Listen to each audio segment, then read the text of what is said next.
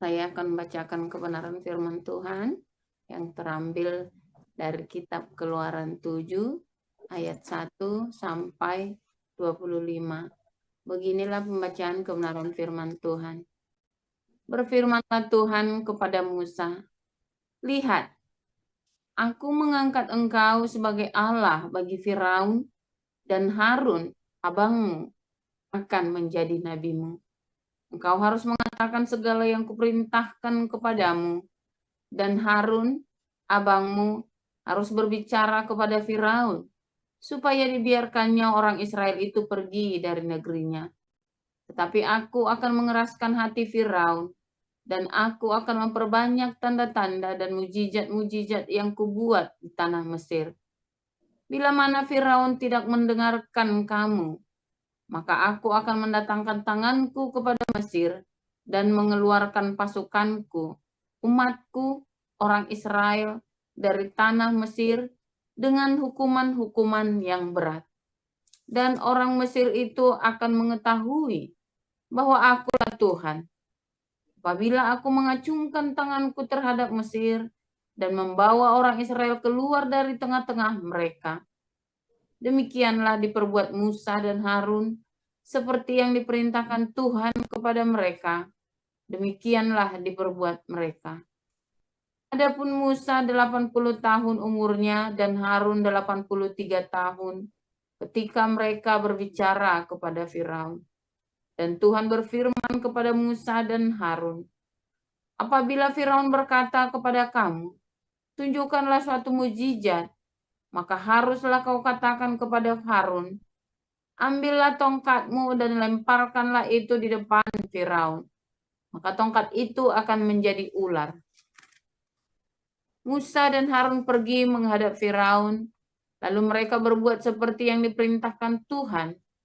Harun melemparkan tongkatnya di depan Firaun dan para pegawainya, maka tongkat itu menjadi ular.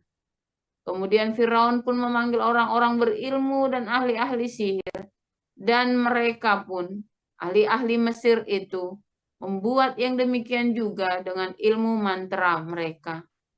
Masing-masing mereka melemparkan tongkatnya, dan tongkat-tongkat itu menjadi ular. Tetapi tongkat Harun menelan tongkat-tongkat mereka. Tetapi hati Firaun berkeras, sehingga tidak mau mendengarkan mereka keduanya, seperti yang telah difirmankan Tuhan. Berfirmanlah Tuhan kepada Musa, Firaun berkeras hati, ia menolak membiarkan bangsa itu pergi. Pergilah kepada Firaun pada waktu pagi, pada waktu biasanya ia keluar ke sungai. Nantikanlah dia di tepi sungai Nil dengan memegang di tanganmu tongkat yang tadinya berubah menjadi ular. Dan katakanlah kepadanya, Tuhan, Allah orang Ibrani, telah mengutus aku kepadamu untuk mengatakan, biarkanlah umatku pergi, supaya mereka beribadah kepadaku di padang gurun. Meskipun begitu sampai sekarang, engkau tidak mau mendengarkan. Sebab itu beginilah firman Tuhan, dari hal yang berikut akan kau ketahui bahwa akulah Tuhan. Lihat, dengan tongkat yang di tanganku ini akan kupukul air yang di sungai Nil, dan air itu akan berubah menjadi darah, dan ikan yang dalam sungai Nil akan mati, sehingga sungai Nil akan berbau busuk. Maka orang Mesir akan segan meminum air dari sungai Nil ini.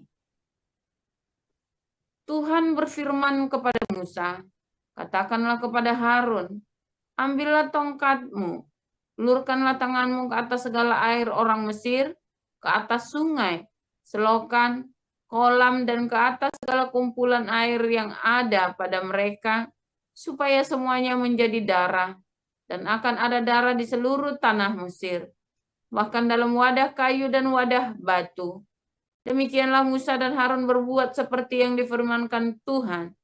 Diangkatnya tongkat itu dan dipukulkannya kepada air yang di sungai Nil di depan mata Firaun dan pegawai-pegawainya, maka seluruh air yang di sungai Nil berubah menjadi darah. Matilah ikan di sungai Nil, sehingga sungai Nil itu berbau busuk, dan orang Mesir tidak dapat meminum air dari sungai Nil, dan di seluruh tanah Mesir ada darah. Tetapi para ahli Mesir membuat yang demikian juga dengan ilmu-ilmu mantra mereka, sehingga hati Firaun berkeras, dan ia tidak mau mendengarkan mereka, keduanya, seperti yang telah difirmankan Tuhan. Firaun berpaling, lalu masuk ke istananya dan tidak mau memperhatikan hal itu juga. Tetapi semua orang Mesir menggali-gali di sekitar sungai Nil, mencari air untuk diminum, sebab mereka tidak dapat meminum air sungai Nil. Demikianlah genap 7 hari berlalu setelah Tuhan menulahi sungai Nil. Demikian. Selanjutnya Ibu Marjuni. Ya, terima kasih Pak Utomo. Saya lanjutkan 1 Yohanes 2 ayat 1 sampai dengan 29. Demikian firman Tuhan. Anak-anakku, hal-hal ini kutuliskan kepada kamu, supaya kamu jangan berbuat dosa.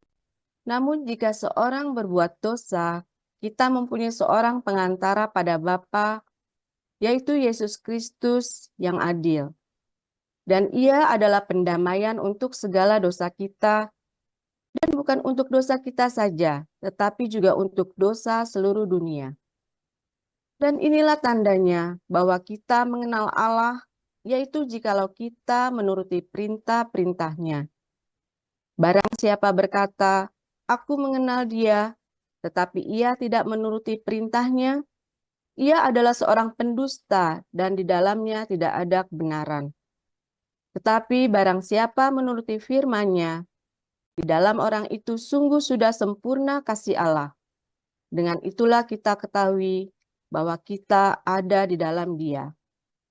Barang siapa mengatakan bahwa ia ada di dalam Dia, ia wajib hidup sama seperti Kristus telah hidup.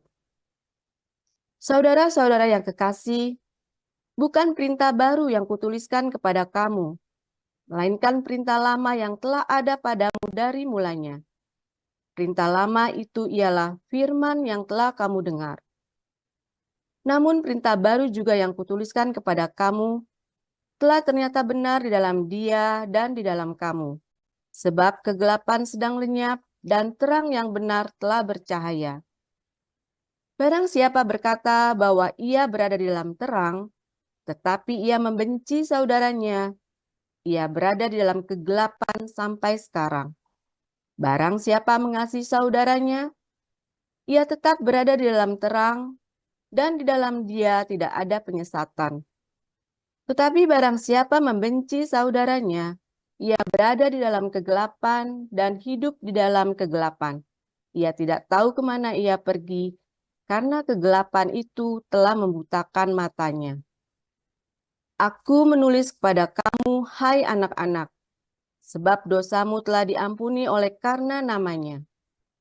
Aku menulis kepada kamu, hai bapa-bapa, karena kamu telah mengenal Dia yang ada dari mulanya. Aku menulis kepada kamu, hai orang-orang muda, karena kamu telah mengalahkan yang jahat. Aku menulis kepada kamu, hai anak-anak, karena kamu mengenal Bapa. Aku menulis kepada kamu, hai bapa-bapa, karena kamu mengenal Dia yang ada dari mulanya. Aku menulis kepada kamu, hai orang-orang muda, karena kamu kuat dan firman Allah diam di dalam kamu, dan kamu telah mengalahkan yang jahat. Janganlah kamu mengasihi dunia dan apa yang ada di dalamnya. Jikalau orang mengasihi dunia, maka kasih akan Bapa tidak ada di dalam orang itu.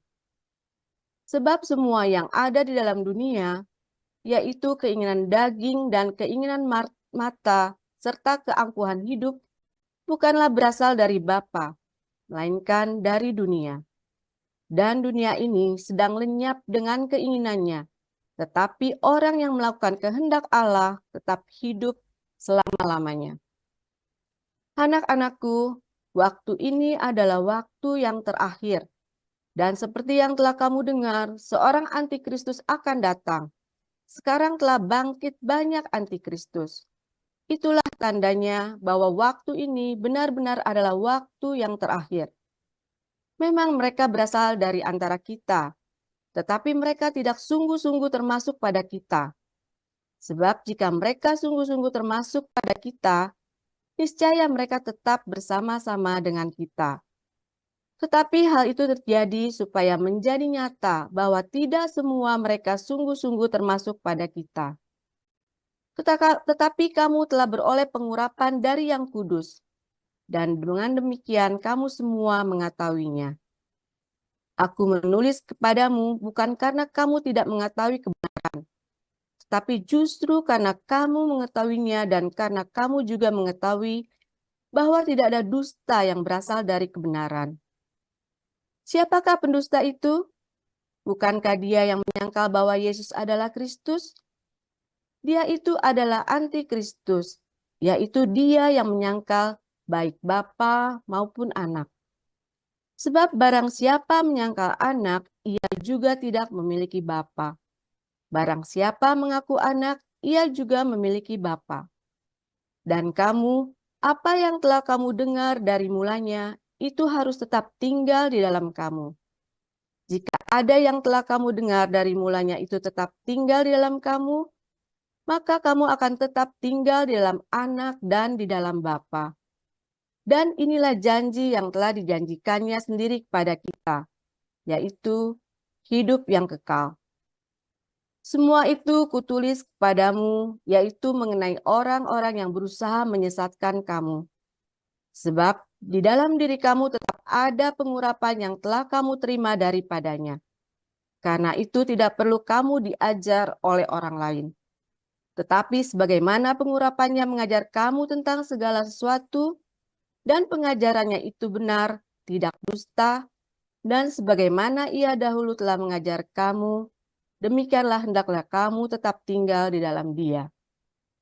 Maka sekarang anak-anakku, tinggallah di dalam Kristus, supaya apabila ia menyatakan dirinya, kita beroleh keberanian percaya dan tidak usah malu terhadap dia pada hari kedatangannya.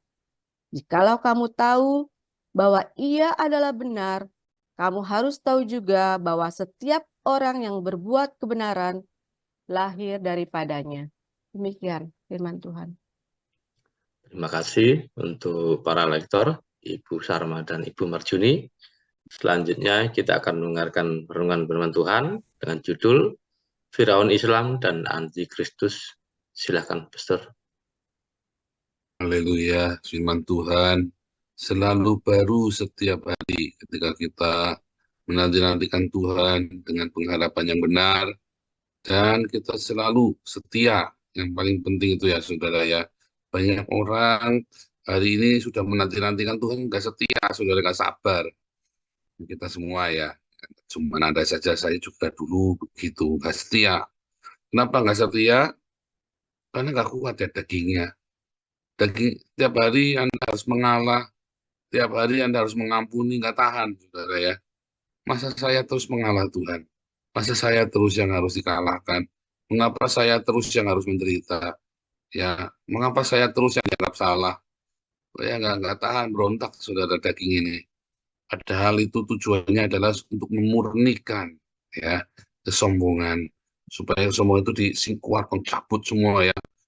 Nah, bahwa kamu tuh memang kita ini banyak nggak benar ya, tapi kita nggak tahan untuk membuat apa supaya kita murni hatinya kita, semua niat-niat busuk hati kita itu akhirnya tercabut keluar. Saya kemarin telepon ya dengan Ibu Mantuh ya saudara ya.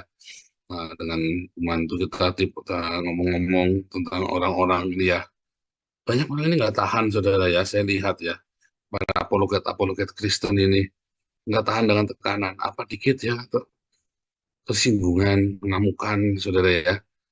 Senggolan sama YouTubers itu kan banyak itu saudara ya, saling membidatkan. Nanti kalau sudah debat kalah, nanti terus buka aibnya, saling bongkar-bongkaran aib saudara ya. Anda kalau karena saya yang melihat mereka itu saya jengkel saudara ya. Debat kalah nanti bongkar-bongkar masa lalu, aib semua ya. Saya tahu siapa Anda, ya Joseph Paulusang. Saya tahu siapa Anda, ya kamu tahu. Ya. Saya ini orang terkenal, masa kamu nggak tahu, kelewatan kamu. Ya saudara ya, sok-sokan mau membongkar-bongkar masa lalu saya. Waduh, saya bilang kamu ini ya, orang-orang ini kadang-kadang ya, saya nggak ngerti apa yang dipikirkan ya. Kenapa orang itu nggak bisa ya untuk disenggol, tersinggungan, lalu mulai ya saudara ya, karena nggak bisa dibongkar, aib sudah dibongkar, lalu mulai mengintimidasi, ya kan? Kamu ini orang tidak baik, ini kamu saya itu nggak mati, ya, aduh, sampai bilang, makanya saya lontarkan ya, saya residivis, saya penjahat, apelu, ya kan? Saya residivis, penjahat, mau diapain lagi, ya kan? Salah sendiri kamu di sini, ikut-ikut sama residivis penjahat. Ya kan? Tapi residivis dan penjahat ini yang dipercaya orang. Kenapa bukan kamu yang baik-baik? Saya bilang begitu ya. Kenapa bukan kamu yang baik-baik yang dipercaya sama Tuhan? Kenapa residivis penjahat ini yang dipercaya Tuhan? Nah, gitu, saudara. Nggak usah marah. Orang mau bongkar-bongkar saya, mau apa yang saya kuliti kamu. Saya, saya bilang gitu ya. Aduh, ini pekerjaan dari Tuhan, bukan saya. Saya saja nggak nyangka bisa begini. Ya, apakah saya hebat? Ya bukan, ini kan Tuhan yang membangkitkan apa movement ini kan. Ini kan sebuah movement, diakonia kita ini kan sebuah movement. Kenapa Tuhan pakai orang tidak baik? Tuhan pakai Yusuf itu ya. Karena jangan bilang Yusuf itu orang baik, saudara ya. Pada 13 tahun di penjara, siapa yang percaya sama dia? Sudah 13 tahun di penjara. Ya, siapa yang percaya cuma 13 tahun di penjara? Tahanan politik ya, apa namanya, eh, judulnya apa namanya, mau memperkosa istri pejabat lagi kan. Hukumannya itu kan ingin apa, tuduhannya kan memperkosa istri pejabat, saudara, ya kan? Itu saudara, siapa yang percaya dia? Tiba-tiba Tuhan angkat dia tinggi-tinggi. Tuhan sudah mau gimana? Nah, mengapa kita melalui masa-masa yang nggak baik? Itu semua dimurnikan sampai suatu saat Tuhan sendiri angkat kita. Jadi kamu lagi dimurnikan, hatinya jangan jerik, jangan nggak tahan. Sudah dimurnikan. Yusuf 13 tahun, Daud 13 tahun, Musa 40 tahun. Kemarin kita sudah belajar ya. Dimurnikan ketika Tuhan mau pakai kita. Ya saudara ya, dimurnikan dulu. Kita tuh harus menjadi bejana yang mulia dulu, disucikan dulu hidup kita. Tanah liat itu diremukkan dulu habis-habisan supaya bisa dipakai, ya, supaya dipakai dibikin bejana yang mulia. Harus diremukkan dulu, saudara. Kita diremukkan dulu, ya. Tinggal tanahmu tanah sengketa apa tanah baik-baik. Kalau tanahmu tanah sengketa, kamu lagi diremukkan, isinya muruwetuk masalah toh. Jadi apa yang kita mau belajar, saudara, sebetulnya dari Musa, dari Yusuf, ya, dari para orang-orang kudus, mereka semua pasti disucikan, dimurnikan, diuji, saudara. Kalau Tuhan sedang memproses hidupmu, ya, tetaplah bertekun di dalam doa, tetaplah bertekun baca firman. Pak, tapi saya sudah hilang, Pak, jauh kemana-mana. Tetaplah bertekun baca firman, saudara. Tetaplah bertekun berbuat baik. Ya, walaupun Anda sudah terlempar jauh, walaupun Anda nggak mungkin kembali, Pak. Saya sudah nggak mungkin balik, saudara. Ya, tetapi Tuhan pasti akan bawa kamu pulang. Jangan takut. Tiap hari kamu tetap setia, saudara ya. Makanya ketika saya mengalami Tuhan itu ya, apa bisa dipulihkan Tuhan sejauh ini Tuhan? Aduh, rasanya mustahil ya, saudara ya. Tapi kami bertekun, saudara, 2 tahun. 2 tahun ya, 2014, 2015. 2 tahun kita itu dihajar habis-habisan. Anak yang hilang itu kalau mau pulang makan ampas babi dulu, saudara. Anak yang hilang itu mau pulang itu jadi Lazarus dulu. Ya, saudara, enak aja kamu datang pulang, langsung pulang begitu. Enggak, dalam perjalanan pulang itu kamu terseok-seok dulu, kamu dikejar-kejar anjing, kamu dikejar-kejar penduduk, dikira kamu maling, dikira kamu rampok. Semua ada masanya. Anak yang hilang itu pulang itu melalui proses, tetapi ketika kamu nyampe rumah, ketika kamu tiba di rumahmu, di rumah bapamu, kamu akan dikasih jubah yang baru, kasut yang baru, cincin, ya saudara ya. Nggak apa-apa, bertahan, jangan nyerah, jangan menyerah, saudara. Nah, semua pasti dimurnikan. Hari ini kita belajar tadi ya, Fir'aun, Islam, dan Antikristus. Persamaannya apa, saudara? Fir'aun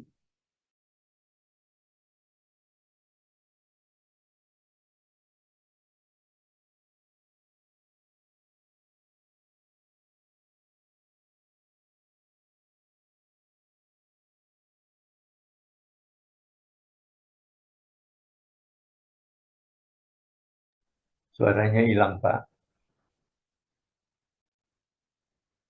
Terputus ya. Belum, Pak, masih. Iya, sepertinya. Oh, Iya.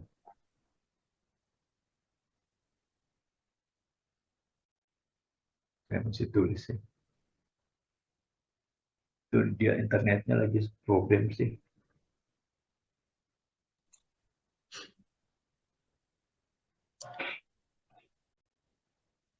Pak. Jadi.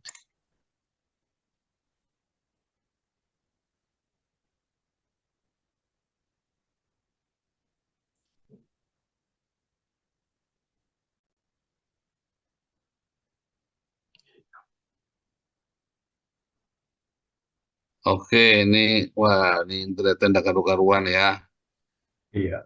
Internetnya enggak karu-karuan di sini. Tapi nggak apa-apa dah, ini kita sudah telepon ke ke Delta, mudah-mudahan bisa dalam minggu ini fibernya dipasang fiber optiknya.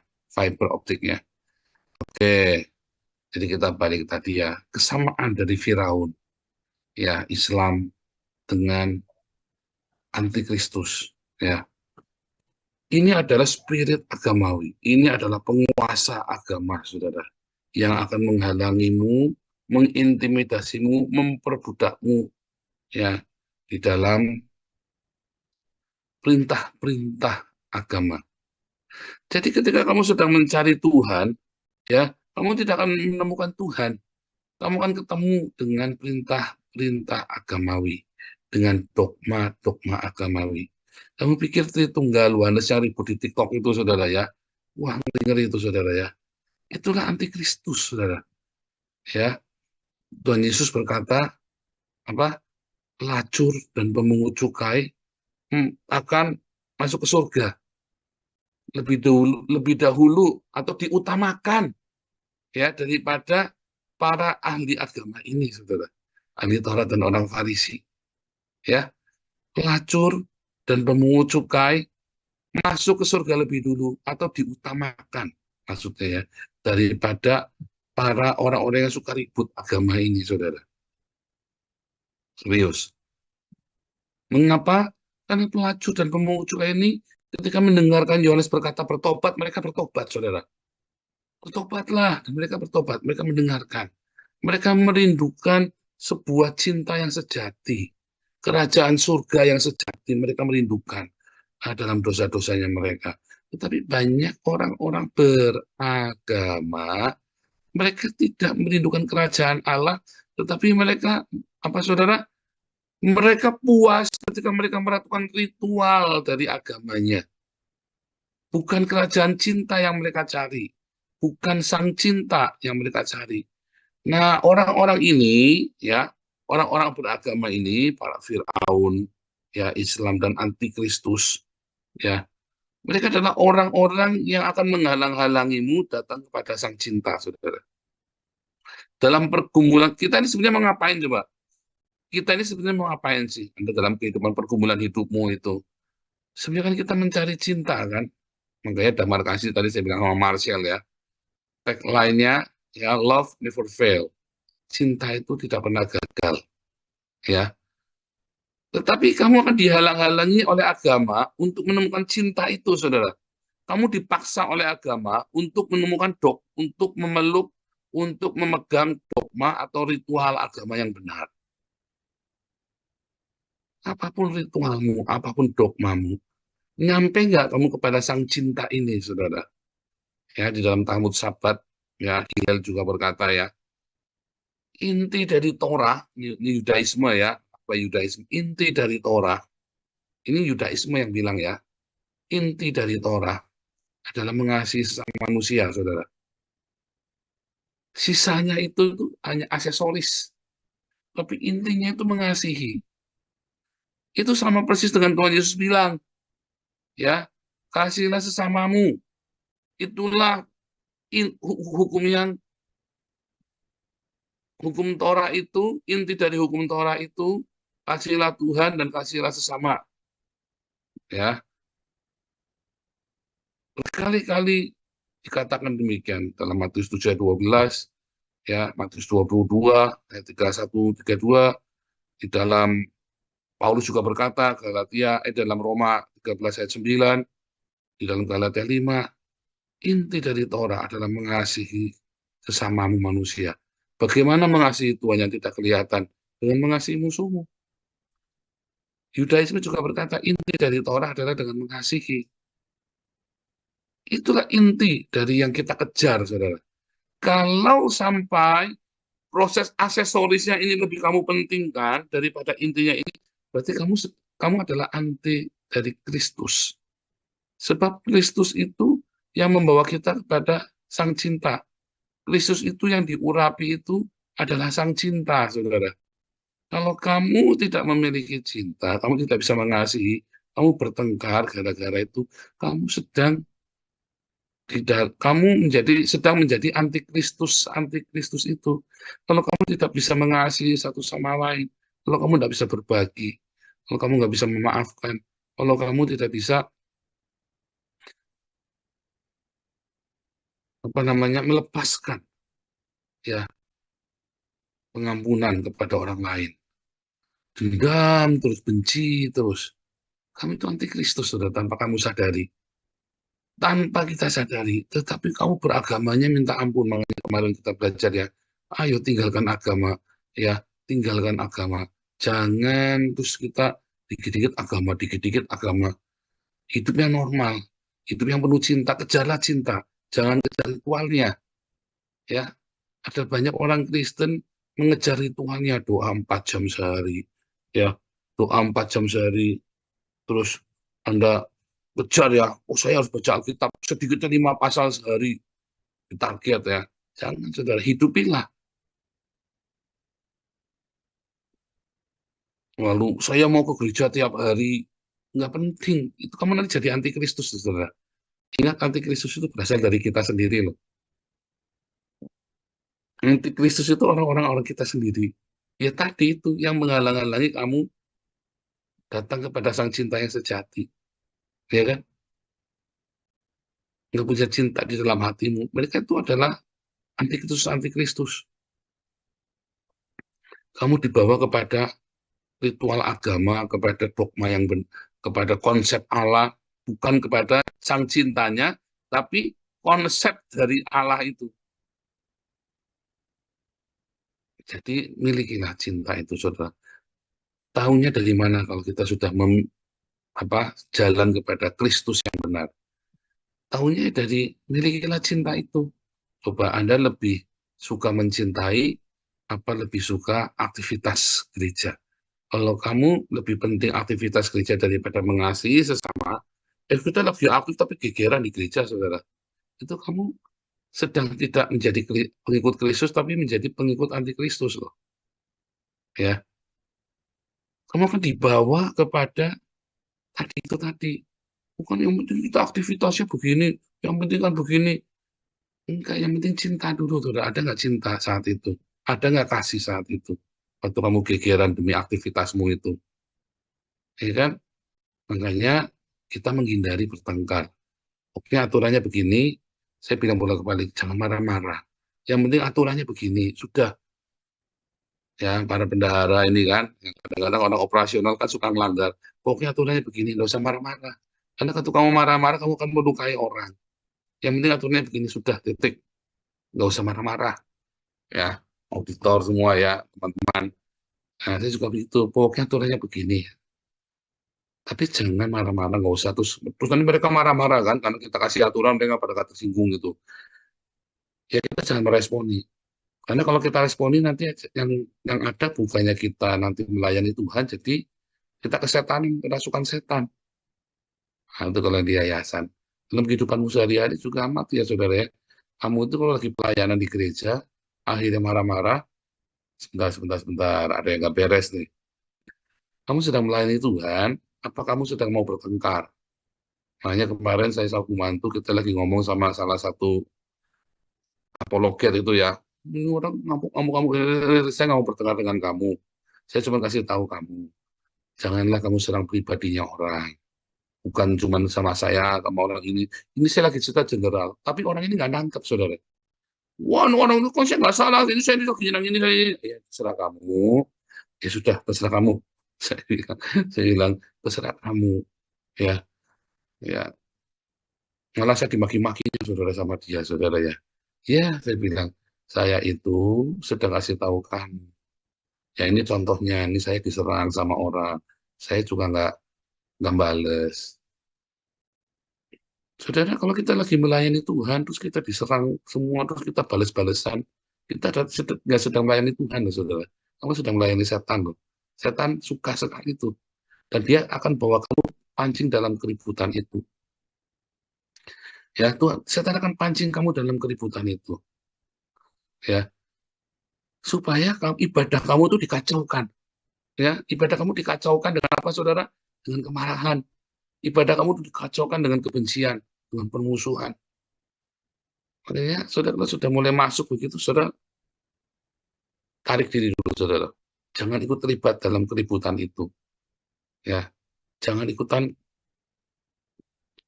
Sekali waktu kita mungkin bisa marah, saudara. Tapi jangan terus-menerus begitu kita tahu, kita langsung tarik diri. Supaya ibadahmu itu jangan sia-sia. Ya, saudara ya. Suami, istri, anak beranak, keluarga, semua. Sebentar-bentar, tarik diri dulu. Supaya jangan sia-sia. Sebab kalau kamu masuk di dalam keributan dan kamu di situ ribut, ya, nanti kamu nggak diberkati tuh, saudara. Kamu nggak diberkati. Maka semua ibadahmu itu jadi sia-sia. Semua pelayananmu itu jadi sia-sia. Akhirnya tadi daging semua. Pelayanan kedagingan itu tadi, saudara ya. Penuh dengan hawa nafsu. Kelihatannya kamu membela, saya laskar Kristus. Enggak, kamu pikir kamu diterima ibadahmu. Pelayanan. Enggak, saudara. Makanya di komunitas kita saya bilang, jangan ribut. Begitu orang udah mulai fitnah-fitnah, stop. Ayo kita mau begini ini, begitu udah ribut, stop, jangan dilakukan. Sebab kalau dilakukan ini tambah ribut, tambah gede. Makanya beberapa proyek kan saya cancel, saudara, stop. Kalau sudah mulai ribut, pasti saya stop, saudara. Jangan, diterusin nanti ribut. Dan kalau sudah ribut, tetap maksa dijalanin, nggak akan jadi berkat. Jadi itulah, saudara. Dalam hidup kita, apa sih yang kamu kejar? Oh ya, saya mengejar target, Pak, goal, Pak. Iya, tapi jangan kejar goalmu itu dengan saling mencaci maki, dan akhirnya kamu berhasil, proyekmu, tapi dengan kebencian, dengan kemarahan. Jangan, saudara. Ya, dulu ingat kita ngelaporin orang namanya Julius AMC, ternyata produk dendam ya, proyek balas dendamnya si sang debitur itu ya. Saya bilang, stop, jangan ikutan. Tarik laporannya. Begitu saya ngerti ya, itu proyek dendam ya, proyek balas dendam. Stop. Kita jangan ikutan. Bahkan nggak boleh, saudara. Kita masuk ke penjara orang karena kemarahan, nggak boleh loh, saudara. Jangan loh. Kita nanti ikut-ikutan berdosa, nanti itu uangnya jemaat, buat kita ngelaporin orang, pakai pengacara, ternyata proyek balas dendam. Stop, saya bilang. Jangan. Habis kamu nanti. Gitu ya, saudara ya. Apa yang kamu kejar, saudara? Ingat, ada Firaun, ada Islam, ada cinta. Ada anti Firaun, Islam, dan anti Kristus. Itu semua adalah spirit agamawi. Dari zaman bahula sampai dengan zaman hari ini. Yang menolak cinta. Ya, yang lebih mengutamakan, pokoknya saya mau beribadah. Kamu langgar saya, kamu halangi saya tabrak kamu. Nah, gitu ya, saudara ya. Yang menghalangi orang untuk punya ibadah yang sejati dalam Tuhan. Ya, Tuhan Yesus memberkati.